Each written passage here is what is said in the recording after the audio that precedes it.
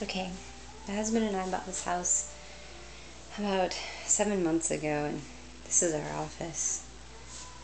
We made a promise to clean it up today. See, we just had a baby when we got this house, and I was pregnant the whole time we were here, and we did a lot of structural work, but we didn't do any really cosmetic work. So this is how bad it looks, right? So I'm scrubbing the bathroom. I'm just trying to clean it up a little bit, and I'm getting it pretty clean. Anyway, so here's the other room we need to clean up. And I come out, and this is what he's doing.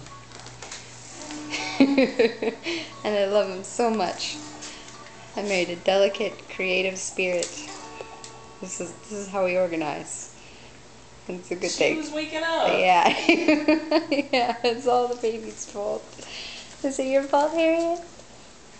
Is it your fault? Yes. Yeah. Yeah.